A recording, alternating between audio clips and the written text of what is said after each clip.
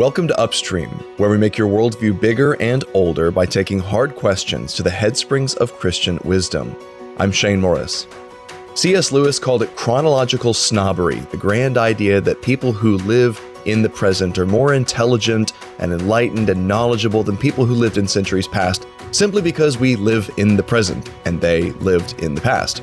Carl Trueman has popularized the term cultural amnesia to describe much the same attitude, that built-in sense behind so much modern discourse and debate that the past is a place of darkness, superstition, ignorance, and bigotry that's not worth knowing about, and that on the rare occasions when we do bring it up, should only serve to show how far we've come since those benighted days.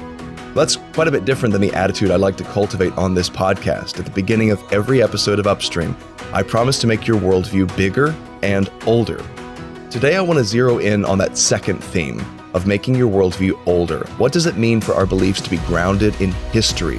Why is that important? And what happens when we fail and get stuck, as so many modern people are, in the present? Joining me today is someone who's tackled that very question. David George Moore is the author of several books, a part-time minister, and a student of history. He's a graduate of both Dallas Theological Seminary and Trinity Evangelical Divinity School and has contributed hundreds of interviews and articles to publications like Christianity Today, the Gospel Coalition, Touchstone, and the C.S. Lewis Institute's Heart and Mind. Today we're talking about the subject of his recent book, Stuck in the Present: How History Frees and Forms Christians. David Moore, welcome to Upstream. Thanks, Shane. Great to be with you. Well, another author I had on the podcast recently tweeted to young people this witty observation. You consider yourself multicultural, yet you've never read a book written before 1950. You're about as multicultural as a taco. And his point, it was funny, but his point was that diversity of ideas isn't just geographical, it's chronological as well. I want to ask at the beginning of our discussion here, why does being a well-rounded person require a consciousness of the past? What is the apologetic for the importance of history? Well, there's a lot, and I think you don't need to go any further than the scriptures themselves. You see the unfolding narrative of God's redemption, which is successive in nature. You see Psalms like, say, Psalm 111, where we are to be privy and aware of that unfolding of redemption. You also see, frankly, dramatically, the incarnation of Jesus, that Jesus comes. He's not a satellite God. He's not hovering over us and dropping messages. He comes in time and space and works out his plan of redemption in and among us. And as Mark Knoll, a longtime professor, first at Wheaton, then Notre Dame, has said, that alone, just the incarnation of Jesus, shows the priority of history. And you mentioned in your intro C.S. Lewis. I'm just kind of throwing a bunch of things out there, but I'll finish with this. Lewis, as you well know, in Surprised by Joy, he comes down to this binary decision as he's lopping off all these different worldviews. And he basically comes down to truth seems to be either in some kind of Eastern religion or Christianity. And the thing that pushed him over the edge, and he wasn't happy necessarily about it initially because of the implications of being a Christian, is that he realized that, well, Christianity's got history. It's history-centric. And that just caused him to see, no, this is demonstrably, this seems like this has the ring of truth, to use some of the words that he liked to use. So there's just a lot going on there. And unfortunately, we can get into this, but I think the way most people, Christians and non-Christians, Christians really aren't that much different, are trying to assess the present cultural moment is by only knowing about the present cultural moment. You can't discern the present cultural moment by only knowing what's unfolding before you. And I should give Owen Barfield the credit he's due. I think he's actually the originator of the chronological snobbery phrase, but Lewis took it up and used it to great effect. You seem to have this special pet peeve about the modern attitude that I described in the opening. And we're going to get into that here and understand how it came about and why so many people think this way. But it's that chronological snobbery, that sense that the past just isn't worth knowing and that we're the pinnacle of history and the most sophisticated people just by virtue of the fact that we live, the most recently. Help us to see for the first time and realize just how stuck in the present we are right now. What are some of the obvious symptoms of our cultural amnesia? I think one of them is we're at a place, and a lot of historians, cultural watchers would say this, whether they're Christians or otherwise, that we're probably living at this pretty severe inflection point, and it's certainly aided and abetted by social media, where you have a very toxic combination of ignorance and arrogance. So we're getting slammed with all kinds of data constantly. And a lot of us think that we can be expert on just all the stuff that's just hitting us every day.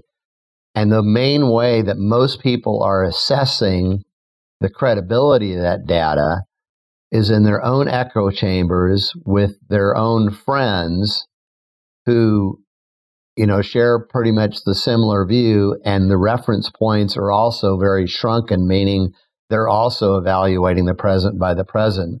So you have this echo chamber effect. We're just going to evaluate the present by the present. You need much longer reference points. And as Lewis said, as you all know, on the reading of old books, he said one thing about reading old books that's good, they made their own mistakes at different times, but they didn't make your mistakes. And you need someone to be a course correction on your mistakes. So let's just take one example of modernity. Modernity prizes things like efficiency, speed, multitasking, all those kind of things. The more, the merrier. Quantitative stuff is more important usually than qualitative. And there's a lot of things with modernity that have been blessings. Modern medicine, in a lot of ways, has been a blessing, though it has raised a bunch of ethical issues that are troubling.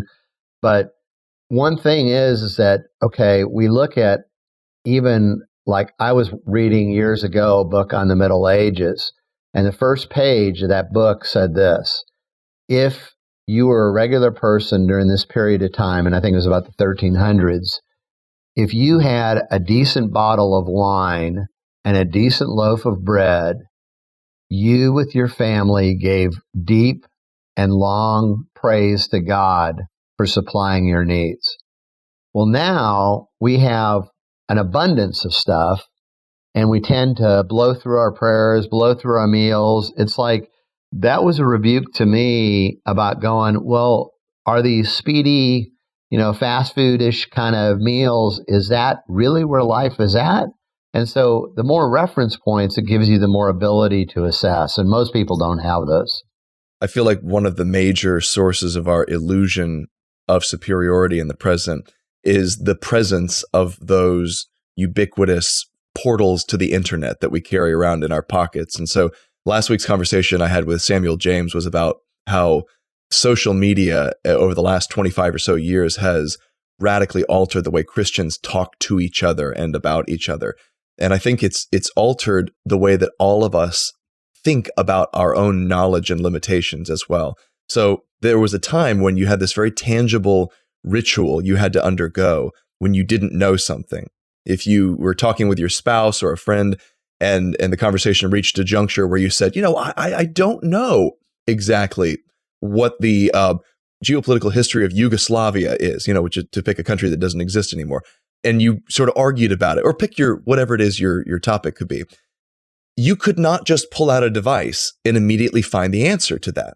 You actually had to go to a library and look up a book or look in news articles and so forth with a macrophage machine or something to that effect. There was a ritual that required time and gasoline and energy and mental effort in order to achieve that answer. And it was a reminder at every step of the way, you are finite. You do not know everything.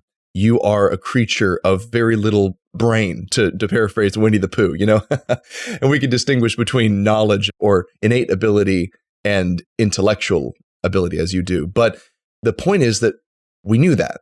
Now we don't know that, because these phones and this instant Google search ability has given us the illusion of omniscience. It's given us the sense that we actually do know things that we don't know, simply because it's so easy to find either the answer or whatever the approved answer happens to be, because Google and Wikipedia and our other sources of information are not necessarily objective arbiters of truth.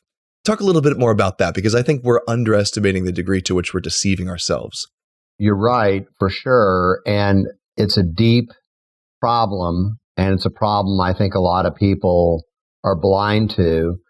Are we really going to say that, say, St. Augustine, who wrote 5 million words, did not have a word processor, did not have access to the internet, went much slower, painstakingly, that somehow his body of work is deficient from those who can just crank out stuff? The other thing about the internet is there's obviously a lot of good things there. I mean, you can make, if you can't get to the British Museum, you can get access now to documents, archival stuff, British Museum. That's a wonderful thing. But the downside is there's a lot of stuff there that is either not completely accurate, maybe inaccurate, or even if it's accurate, is not properly contextualized.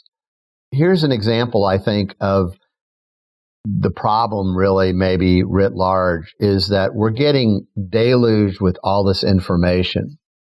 And let's just say all the information, for the most part, is true. It really happened in the way that we're receiving it. That doesn't, first of all, mean it's equally important. Paris Hilton, and I might have mentioned this in the book, might have done something at a certain hotel, and it really did happen. But is it really as important as knowing about the fall of the Roman Empire? And were there falls? Were there a fall? Is it similar to what America's going through? Can we make continuity? Those kind of questions, those are substantial, important questions. The other thing the internet does is, and you've kind of touched on this, is that, and let's take the Georgia voting laws recently as an example. So I've got this sometimes rather carnal imagination. So I imagine I get to be in charge of this thought experiment. I get 100 people in a room, 50 from the hard right, 50 from the hard left. Everyone on the hard right says the Georgia voting rules are clearly a nothing burger. Other states have done it. It's not racist. It's ridiculous that you guys are saying that. People on the hard left are saying, yes, it is racist, clearly racist, et cetera, et cetera. So then I say, okay, for the next 10 minutes, if you guys want to cross a room and discuss with one another, you can, or you can just stay where you're at with your own group. But you got 10 minutes to discuss the Georgia voting law. So 10 minutes are up. I blow the whistle. Everyone's got to shut up and listen to me. This obviously wouldn't happen. Everyone's now listening for the next order that I give them. And I say, okay, did anyone change their mind? 100 people, no one changes their mind. I said, okay. Actually, every question I've asked so far is really not the interesting question that I want to ask. I really have one question that I've been waiting on, and that is this. The law, the new Georgia law, is a 98-page document. And if you just raise your hand and tell me if you've read that start to finish, I'm just going to look around the room and see how many hands go up. No hands go up, right? But everyone's confident they know either it's not racist or it is racist, right? We've got that in spades today. And so there's this, because of the quick access, like you said, to the phone, it's like everyone's an expert on everything. The one guy who wrote a book, The Death of Expertise, talked about, and he's an expert on Russia. He said, he's got his PhD from Georgetown in Russia. That doesn't mean that everything he says about Russia is spot on, but it does mean he spent a lot of time thinking about Russia. And so he said he'll be given a lecture, and undoubtedly someone will say, Tom, let me tell you about Russia. I'll tell you about Russia. I'll tell you what's really going on there. And then kind of waxes not so eloquently about what they think about Russia that he needs to know that he doesn't understand. There's many examples I can give of that, but that is a huge problem, I think, by, again, assessing the present just based on the present.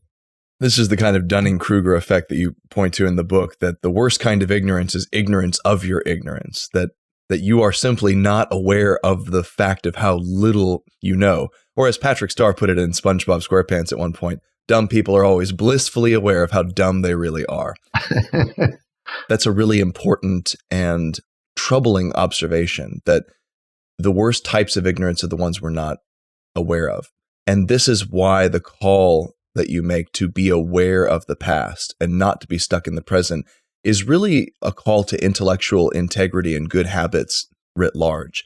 I was sort of surprised by how much of the book you spent talking about just what it means to think rightly and be knowledgeable and wise, and how your intellectual ability that you have innately is not the same as your intellectual achievement, which you've actually learned and attained. And so someone with very low intellectual ability innately or mental capacity, we could say, could actually become the wisest person in the room by virtue of having applied themselves and studied. Whereas someone who's got massive intellectual capacity, but is lazy and doesn't study and remains satisfied with prejudices or Google searches or just the general sense that their tribe knows it all, is going to end up being very foolish, not very wise.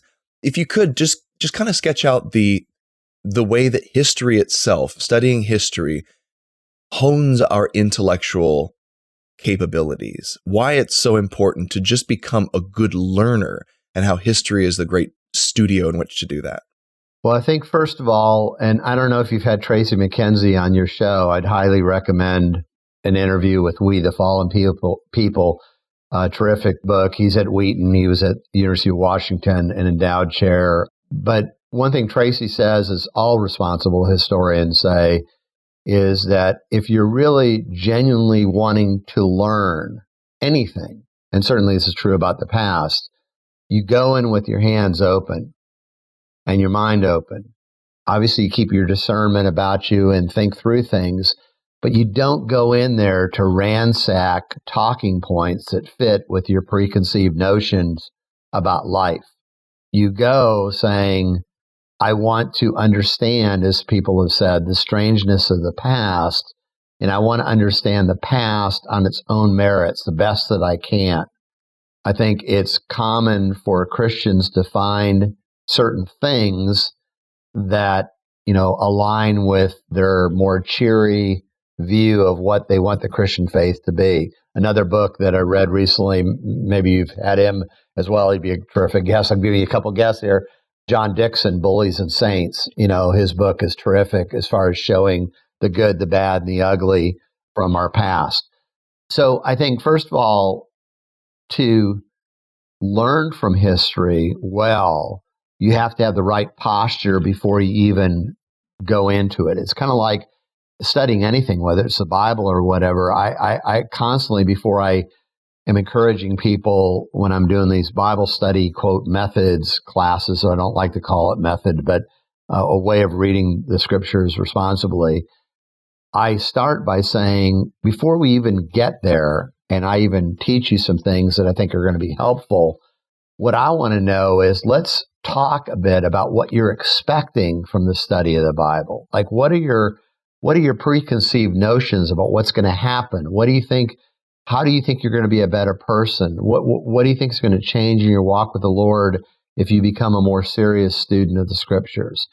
In the same way, like with history, I think we need to ask ourselves, Tracy uses this word, a lot of psychologists use this word, other historians use it, but metacognition, and you've already kind of touched on the dynamic, and that is asking ourselves, why do I think the way that I think?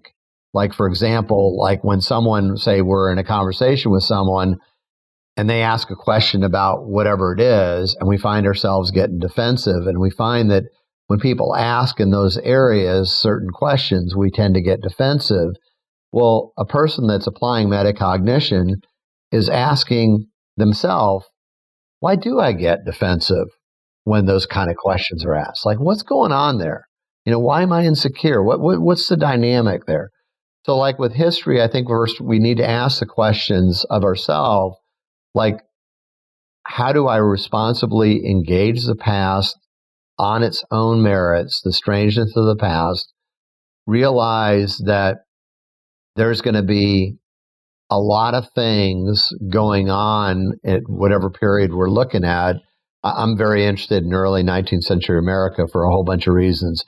So let's say we're studying the transcendentalists, we're studying the writers like Whitman or Poe or Emerson or Hawthorne or Fuller or Emily Dickinson's poetry or whatever.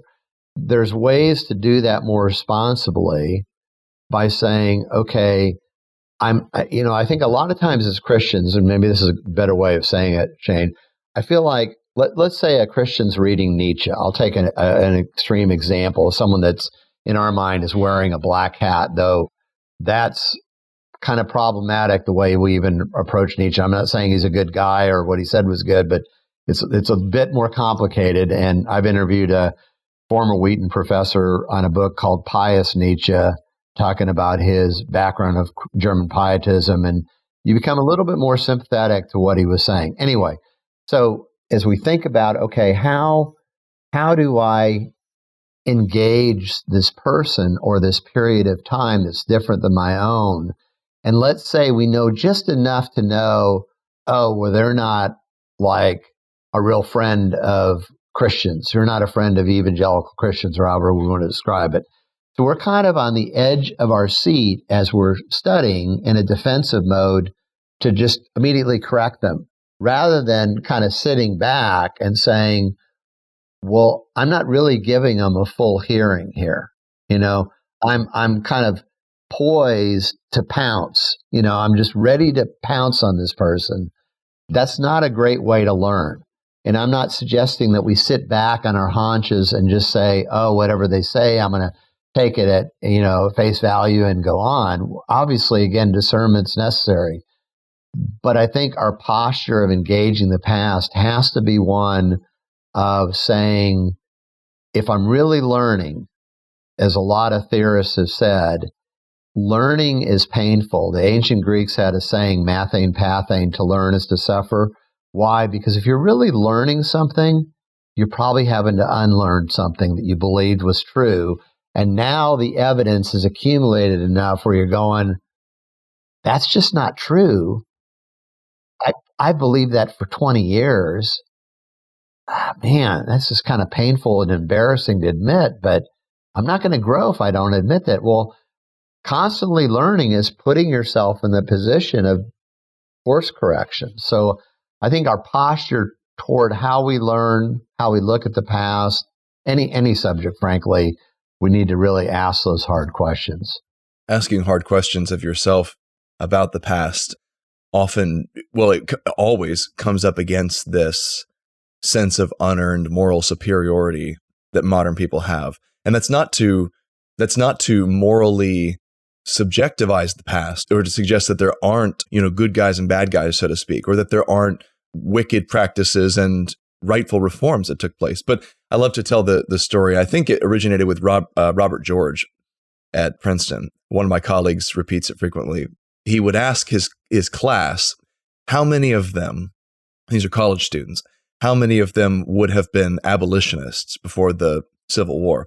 And, every hand goes up. Unsurprisingly, they all would have been abolitionists. And he says, wow, that's amazing. Every single one of you would have been abolitionists in that time. Okay, let me ask you this. What cause have you stood up for in your life that is culturally and socially unfavorable, will make you a complete pariah, will probably cost you political advancement, may make you the target of, violent reprisals, will just completely put you out of the mainstream and make you be seen as sort of a radical, a kook, a nut job. And no hands go up. Nobody can answer that or provide an example of a way that they have taken the kind of stand that the abolitionists before the Civil War did. And it's because it's easy to raise your hand now and say, I would have been an abolitionist. It was not easy in the 1850s to raise your hand and say, I would have, I'm an abolitionist, because that's going to cost you something. And that's the problem with judging those in history from the standpoint of unearned moral superiority or the sense that you're morally neutral. You're not. You are the beneficiary of costly stands that were taken in history. And in some cases, you're the victim of people's failure to take those stands. Right. And rereading a terrific book right now by Alan Gelso on the Civil War, the reality is, and this is again why it helps to have these data points, the reality is, and these weren't like just a bunch of compromised Christians, but there were a number of genuine Christians who had significant differences and were troubled by the abolitionists. And it wasn't because all the Christians were compromised. They had legitimate concerns. So even at the time, there were believers that we would very much identify with, who looked at the abolitionists of like, okay, your end goal may be great, but it doesn't justify the means of some of you, especially the violent means. So even that's helpful. The more we know kind of those things going, oh yeah, I am being really arrogant if I think that, because I could see myself being one of those Christians who says, okay, I like your guys' desire to abolish slavery, but you're not going about it the right way.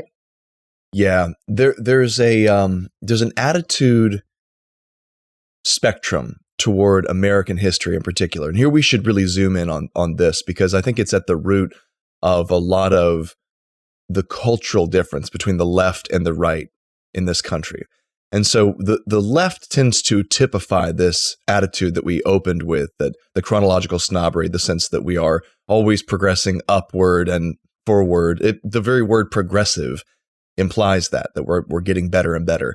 The right has a strong tendency, especially among the religious elements of the right, which is us, right, to idealize or paint the American story in hagiographical terms, to say these people were essentially saints and prophets used by God, and if they did anything wrong, it's not appreciable. We sort of brush those things under the rug.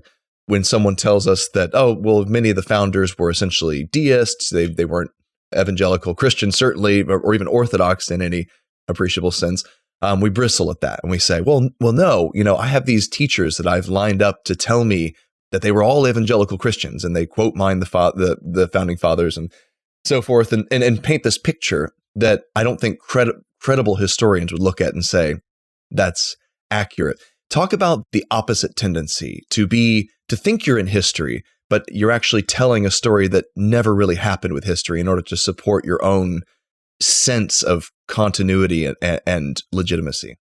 It's kind of like, Bible interpretation. One example I use of being able to be a more responsible student of the scriptures is that you have to be a good juggler, that you have to know the full sweep of scripture, constantly going through it, which, by the way, that's another kind of sidebar I'll mention, because we're talking about people that are very confident about what they know. There's a lot of Bible-believing Christians, and I've had a lot admit this to me, that they'll say, I'm a thoroughly Bible-believing Christian, check all the boxes, inerrancy of Scripture. And then as we talk further, find out they've never read through the Bible once, So they're convinced it's all true, even though they haven't even engaged it much. So I think with history, first of all, I would start with, there's kind of two equal and opposite errors that I think a lot of Christians make when it comes to the study of history. One is seeing that our time right now is so freakishly different than any other time that's existed. And I use freakishly different for a reason, but just that it's just so unusual. They didn't have the internet, the speed of life, all that kind of stuff. And others as saying, oh, well, yeah, we're nothing new under the sun, maybe quote Ecclesiastes, it's all kind of flattened out the same. And, we need to maybe kind of a simplistic view of looking at problems in America and say, again, as we mentioned, the fall of Rome and seeing great continuity between the two. You can imagine, by the way I'm setting this up, that there's kind of a third way. There's a via media that we should say, and this is kind of I think for learning history well, is holding these tension points together. And that is, yes, we can say some of the challenges, whether it's speed of life, transgenderism, on the list goes, are unique to this modern moment. I think that's undeniably true. The internet obviously didn't exist, all that kind of stuff, smartphones. And yet, to say, by having the longer view, even though there's different things going on there, and as some people have said, they do things differently in the past, or the strangeness of the past, but still going back and saying, if I grow in my wisdom of what happened at certain formative times, how can that inform me today? I'll give an example from the Federalist Papers, one of the, maybe arguably the most famous one that Madison wrote. Madison wrote the second most compared to Hamilton wrote the most, but Madison wrote some of the ones that we quote the most. And Federalist 10 is the one where Madison talks about factions. How do you deal with factions?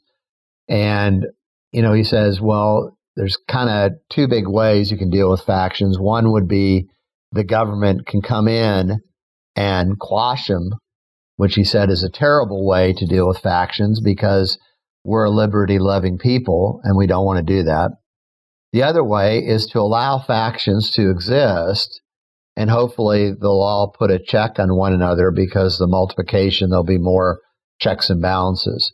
I think there's still a lot of potential wisdom with that, and there's still something I think very important to wrestle with in Federalist 10 there, a bunch of things.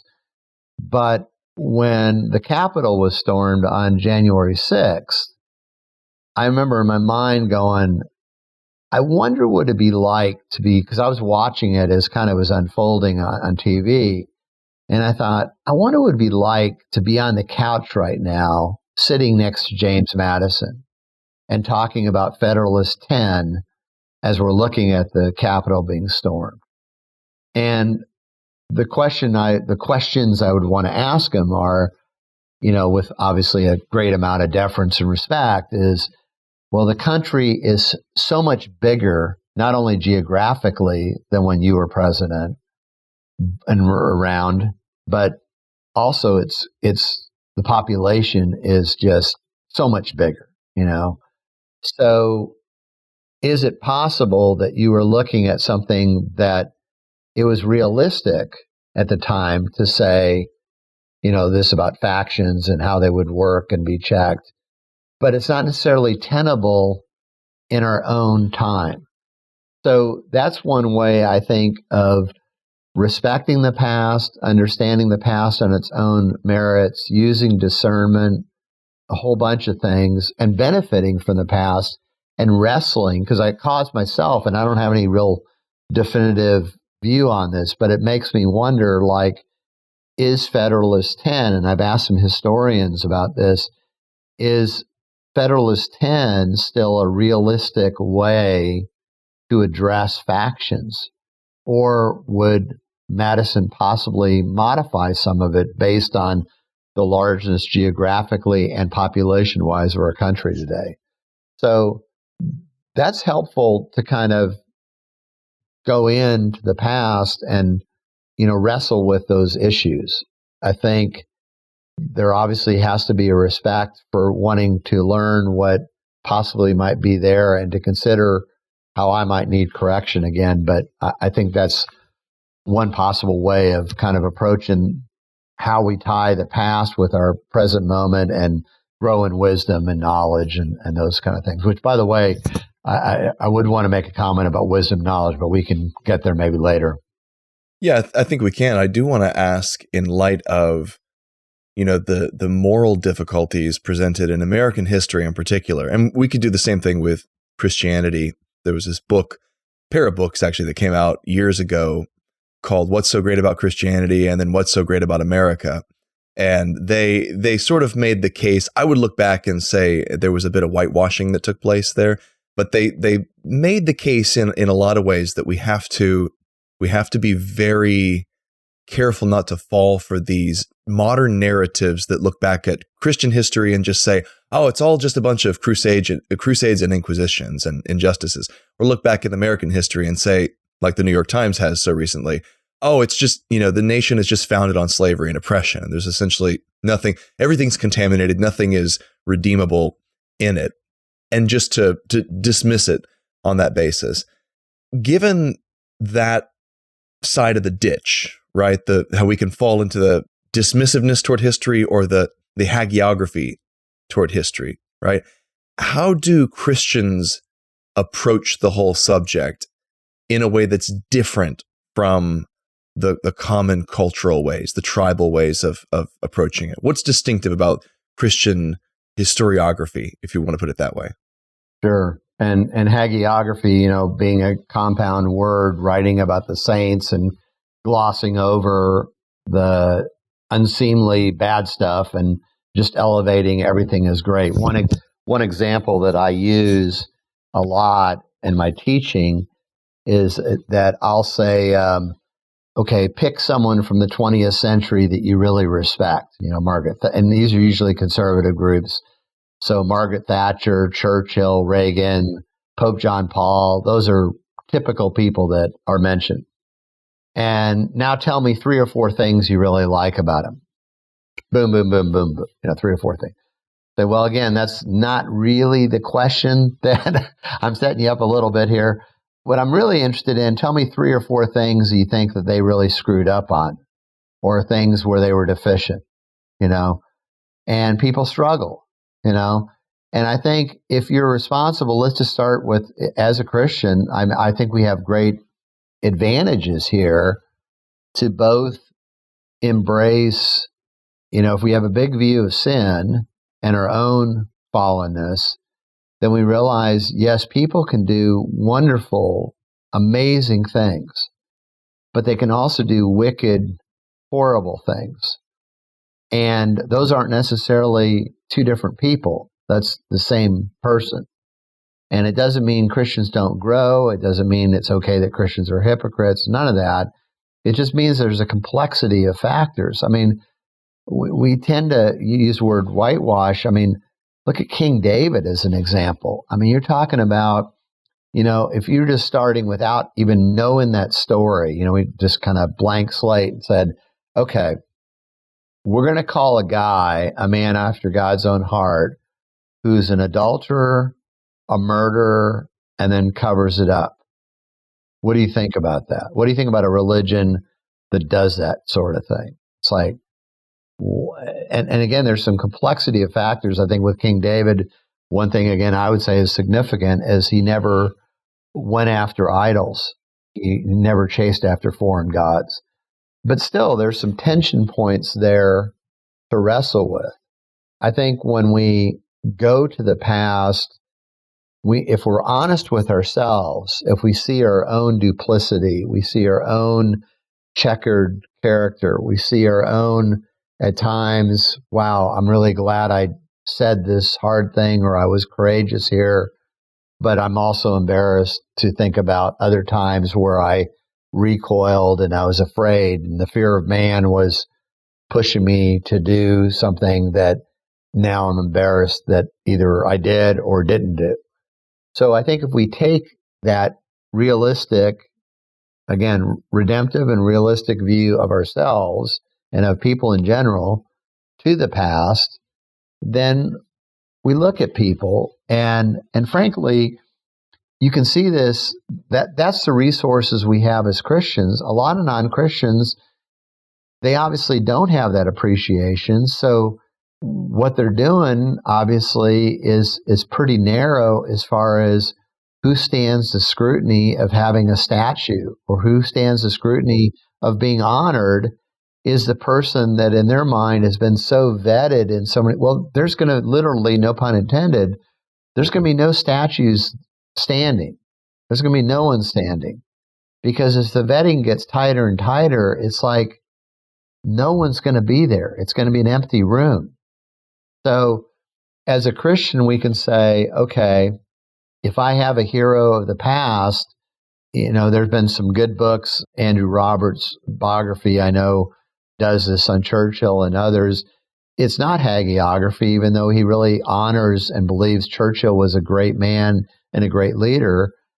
But he unpacks ways that Churchill really screwed up. I mean, Reagan, we could do the same thing. We can say, here are all the good things Reagan did, considerable things.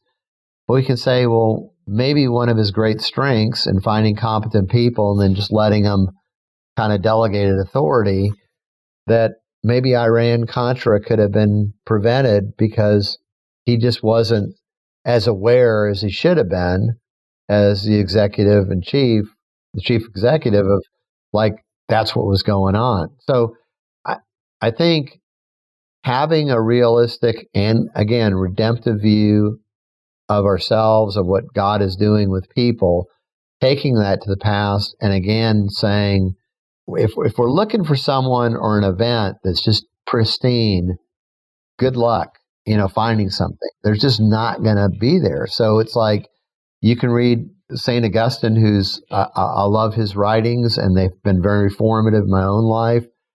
St. Augustine said some brilliant, insightful things, and then he said some things that you scratch your head on, and then he said some things that even he himself disagreed with. That's why later on he wrote retractions to say, oh, by the way, I'm thinking through this, and here's how I would change. It's again, I think a lot of Christians, and certainly a lot of non-Christians, have the wrong posture even in going back and retrieving the past and understanding the past. This is why it sounds like Christianity has this unique advantage when it comes to evaluating the past objectively and fairly, and figures of the past objectively and fairly. So Tom Holland likes to talk about how in the late 20th century and then in the 21st century, we've given up belief in God and the devils, right? The devil and the devils. And we've replaced it with belief in the enlightened liberal West and then the Nazis on the other hand. So the Nazis have taken the place of our demonology. And so you see the whitewashing and the blackwashing happening at the same time. That the Nazis aren't humans. They're actually the epitome of evil. Hitler is the epitome of evil. And all that we need to do to be good is to not be Hitler. And so that's why the insult du jour on the left, well, I shouldn't say du jour, it's been for a long time now, years, has been to just call people Hitler, to say you're essentially a Nazi right now. And we punch Nazis, right? Because Nazis are our new demons. We don't have demons anymore. We've got them. And the same thing is true for the whitewashing in the opposite direction. We've got these figures that we revere precisely because they're liberal and not fascist, and they represent our angelology. But the Bible doesn't do either one of those things. When it tells its history, it's notable, and I'm glad you mentioned David, it's notable precisely because of how even-handed its retelling of the stories is. So if you would expect anybody in biblical history to be whitewashed and to be treated as essentially a morally perfect and faultless individual, it would be the great king of the United Kingdoms, not United Kingdom as in England, but United Kingdom as in the United Israelite Kingdom. The king of that United Kingdom as almost godlike, as an amazing and morally unimpeachable figure. But it doesn't do that. It spends a great deal of time detailing his flaws and his shortcomings and his crimes even, and how he was punished for that, and how God took away the kingdom from his son, part of the kingdom, as a result of that. And it does this again and again and again with every figure, whether it's Father Abraham and his taking matters into his own hands and fathering Ishmael, all the way to the apostles, who, again, you would expect they're writing the accounts. You would expect them to whitewash their own story and say, yes, we all We always knew what Jesus would do, and we were never confused, and we were certainly never cowards, right? No, they paint themselves as confused cowards, confused, clueless cowards, very, very candidly. That's a different way of approaching history. Yes, and the Indian scholar, maybe you know this name, Vishal Mangawati. Yes, I've had him on the podcast. Okay, good. Well, you've probably heard him say this, that the thing that struck him when he was reading the Chronicles was the way the Jewish religious history was talking about their leaders, because we would never talk about our leaders in India that way. He goes, I just couldn't believe that there was this like thick realism about how flawed they were. And that just struck him. It was like, well, this is not like a PR book. This is like they're really telling the story. And so there's huge advantages. I think a Christian that's remembering the most important themes about human nature as taught in Scripture has huge advantages going to the past and studying it well. Let's talk about knowledge and wisdom, because we've promised a couple times we would get to that subject. And I loved your treatment of that as a general principle of just being a good learner and a good reader and a good student. So help us understand the difference and overlap between those two concepts. So first of all, I think a lot of us as Christians have heard illustrations kind of moving in this direction. Knowledge is the data that you understand cognitively, and wisdom is what you do with that data. And then a lot of times there'll be an illustration, like someone will say, okay, let's juxtapose a guy who has 3 earned PhDs, but he's got broken relationships, he's a pain in the rear, no one likes him, his marriage is falling apart, his kids don't like him, he's kind of unprincipled, he's got a lot of knowledge, but he's not a very wise person. So we juxtapose that next to, let's say this guy is telling the story, says, my grandma, Jenny, dropped out of grade school in 5th grade, and she's worked all her life, and he describes her, all the honorable things she did and how incredibly wise she's lived her life. So you hear that, you kind of go, oh, knowledge is kind of suspect and could really go bad. Wisdom's where it's at, right?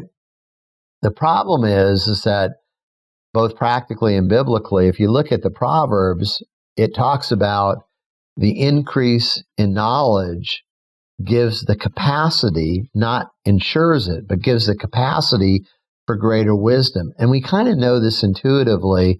One of the illustrations I use is I still am not very knowledgeable about how a car works, the engine. I've learned a few things, but because my knowledge is limited, if I want to make wise decisions and not be taken advantage of by an unscrupulous mechanic, I don't know enough to know, like, am I being taken advantage of? Someone with a wider amount of knowledge would have the capacity to discern better. Now, that person with the wider knowledge may not, for some bizarre reason, want to be discerning and wise. So the knowledge being expansive doesn't guarantee wisdom, but it gives the capacity for greater wisdom. And I think we know this, whether it's cooking or just take anything, we know that the greater knowledge base allows for a greater capacity of application to be wise.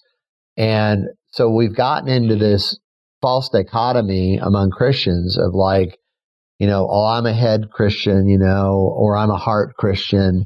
I have all the answers, or I'm not really interested in, that kind of abstract theological stuff. But if you need someone to hug you in the hospital, I'm your person. And as I mentioned in the book, the passage is taken out of context. 1 Corinthians 8:1, knowledge puffs up, but love edifies. If you look at that context, it's about meat sacrificed to idols. And the ESV helpfully says, this knowledge puffs up, meaning that if you're a person that feels the freedom to eat meat sacrificed to idols, and you use that as kind of like a cudgel against other people and use that in unsavory ways as far as how much you judge them and stuff. That's what it's talking about, because Paul in chapter 14 talks about, in your thinking, don't be babes, be mature. So why would he contradict 6 chapters later what he's saying in chapter 8? Chapter 8 is not like dismissive of all types of knowledge. It's talking specifically about meat sacrificed to idols, this knowledge. So there's a lot of inaccurate thinking we have about that. John Stott's little book, Your Mind Matters, is a terrific read on this. Harry Blamir's older book, The Christian Mind, is great. J.P. Moreland wrote a good book called Loving God with All Your Mind. There's some really, really good stuff out there that I think addresses this, but there's still, as I talk to Christians, there's a lot of misunderstanding about this. And there's always this, like, oh, be careful about how much you're learning because you can get arrogant. Well, I can tell you from having been involved in ministry that was very much a front lines kind of, we're the Green Berets for the kingdom of God. Arrogance is the issue. So you can be arrogant about how zealous you are, and you can be arrogant about how knowledgeable you are. Arrogance is the issue, not knowledge or zeal. It's pride is the nemesis, not one of those other things. So we've got some real confusion on some of those categories, which results in, frankly, a lot of problems practically for the church. Well, you even describe in the book tripping people up by saying something to the effect of the spiritual discipline of the intellectual life, or the spiritual discipline of learning, and so forth. And you point out how the reaction you get to that, which is sort of incredulity. It's like, what do you mean the spiritual discipline of the intellectual life of learning? Illustrates a really important and dangerous trend that runs through our popular piety. And it is that being godly has little or nothing to do with your mind. It has mostly to do with your emotions, or what we erroneously call the heart. And of course, the scriptures don't make the kind of dichotomy between the heart and the mind that we make. In fact, it uses them interchangeably in many instances. But this speaks to the larger issue, right? It's a matter of deeply ingrained anti-intellectual sentiment. Yeah, and there's a lot of reasons. The 2 books that I've recommended to a lot of people over the years, The Democratization of American Christianity, Nathan Hatch's book, and then Anti-Intellectualism in American Life, Richard Hofstadter's book. But I've asked this question sometimes of people. I'll say, do you go to church to be intellectually challenged? And it's like, no, I go to worship God.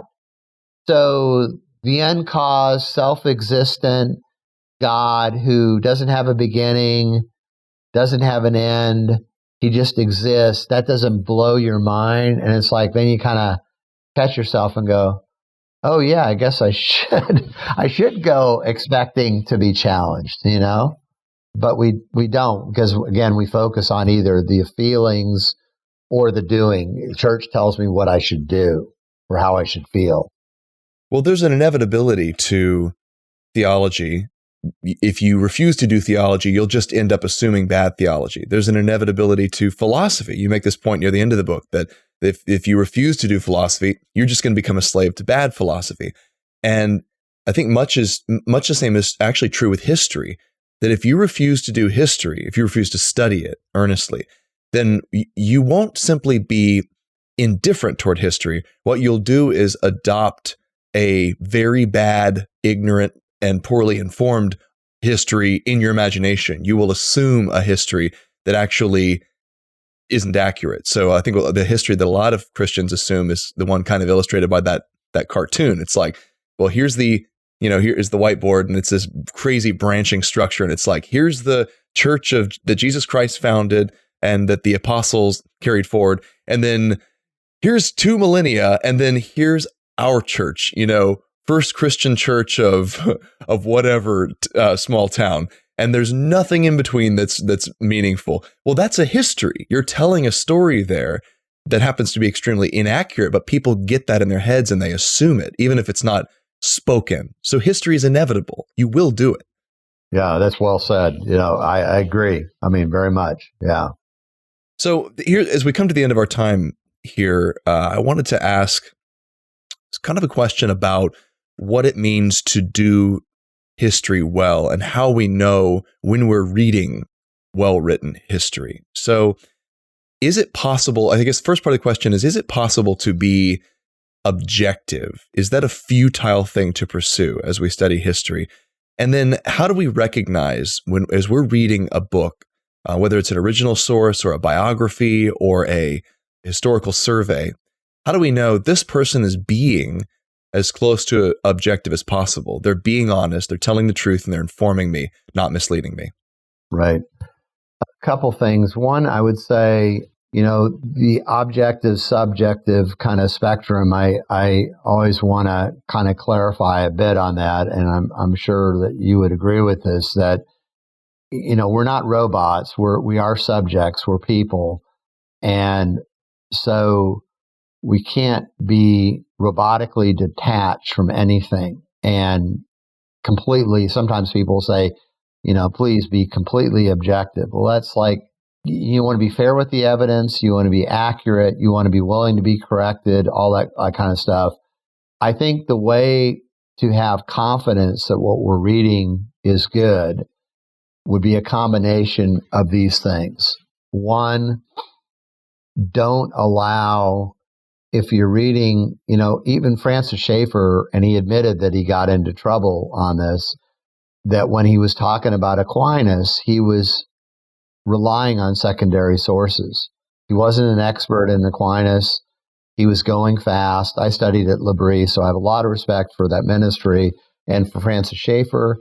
And I think some of his books still stand the scrutiny of time. I'm in a ministry named after Chuck Colson. I'm a beneficiary indirectly of him in many ways. So I have the same exact respect. But you're right, his treatment of Aquinas is pretty bad. Yeah. And when I was at L'Abri, I asked one of the guys there about it, and he just said, yeah, he goes, Dr. Schaeffer was very open about, he messed up, and he relied on secondary sources.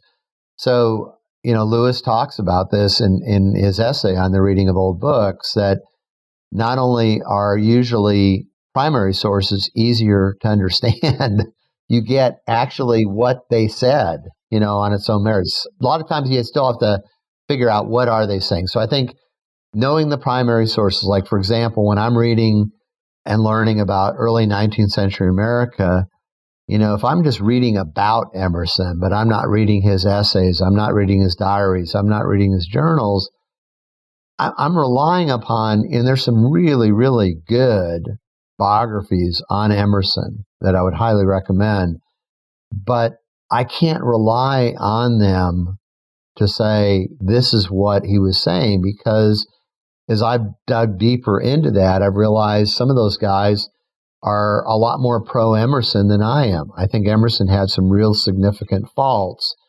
And so primary sources is certainly one. Two is that in the scholarly world, and I mentioned this in the book, that, book that came out that won the Bancroft Award and then was rescinded because it was shown to have faulty research, and the guy ended up getting booted out of Emory, I believe. I think the book was Arming America, and he was talking about antebellum amount of arms that there were in the population, and he really skewed the numbers, and everything was factually inaccurate.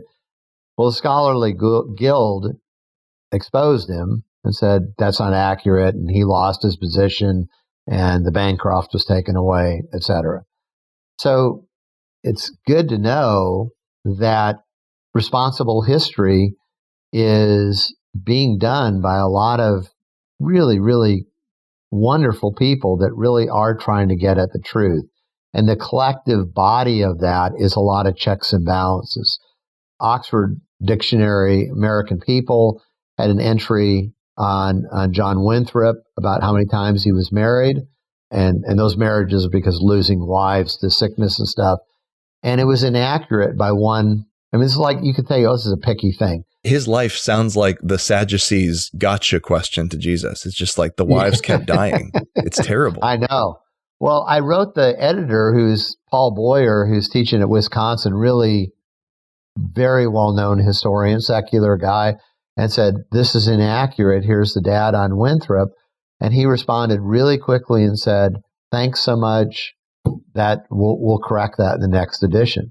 So responsible history is, looking at the primary sources, realizing that peer review is going on. Yes, I know some people, Christians, will have this dark sense of, yeah, but they're all a bunch of secularists and they're pushing critical race theory and blah, blah, blah. It's like, no, there's a lot of them that are really doing responsible, great work. And it doesn't mean they're totally right, but there's a ballpark of reality. If you, or use another, Venn diagram, you see a lot of shading going on in the best history that's being written. People that are pro-Emerson, anti-Emerson, maybe in between.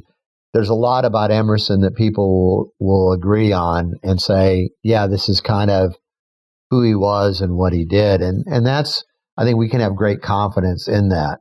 And things get corrected, like, just to throw out one example, for a long time, historians said 620,000 people died in the Civil War.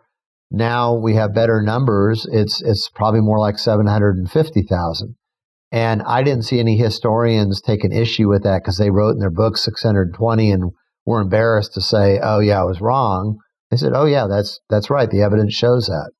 And if anything, it reinforces, the point of just how enormously bloody the Civil War was, which is a point of history that it still stands. Absolutely.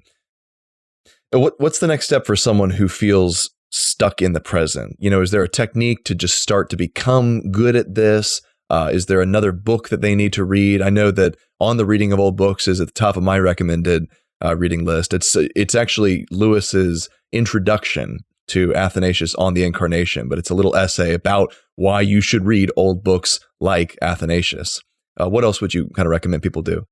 Well, I use the illustration in the book. When I've got my first computer, I knew what hardware was. I knew what software was. I knew that the keys on the computer mimicked the keys on a typewriter. But the guy in one of my Bible studies who was in the doctoral program in business there at Stanford, I told him, I said, look, I know what hardware is, I know what software is, and I know about these keys. But the best way for me to learn is from the ground up. So I don't want you to assume anything. So I think anything that we're learning, that we want to learn well, we have to get the big picture first and then go from there. So I'd say if someone's really trying to get the big picture, let's say with church history, a great book that I recommend a lot is Church History in Plain Language. It's now in its 5th edition, Bruce Shelley's book. If they're looking for a really good, balanced view that's not Christian America, it's also not sullying the past, Wilford McClay's book, Land of Hope, is terrific. He teaches now at Hillsdale College. I think when you get kind of the landscape and get the big handholds and realize, you can in your mind without having to think too much, like, yeah, I kind of know where the Renaissance fits vis-a-vis the Enlightenment. I kind of know what the Enlightenment's about and who the big players of the Enlightenment are and kind of some of the major themes that they were about and how they understood tradition, the Christian faith, etc. The more we get kind of those big ticket items, then we can get more granular and just keep adding to our body of knowledge. But I think very helpful, clear. Thomas Kidd's got a great, 2-volume Rodman Holman, or B&H now as it's called, did on history that's very balanced and deals with some of the tough stuff like our treatment of Indians and stuff. And he told me in an email exchange that he said, I think some people from the right and some people from the left are going to be upset at me. And he goes, that seems to tell me that probably this is pretty decent history. And I think he's right. He's right. So there's some real, I think getting the big picture is huge. I think that's what I would say is the first step. If things are unclear, get the big picture. That's fantastic. Well, my guest today has been author David George Moore. He wrote Stuck in the Present, How History Frees and Forms Christians. David, thanks for this conversation. I think it was immensely helpful and educational. Thanks, Shane. Great being with you.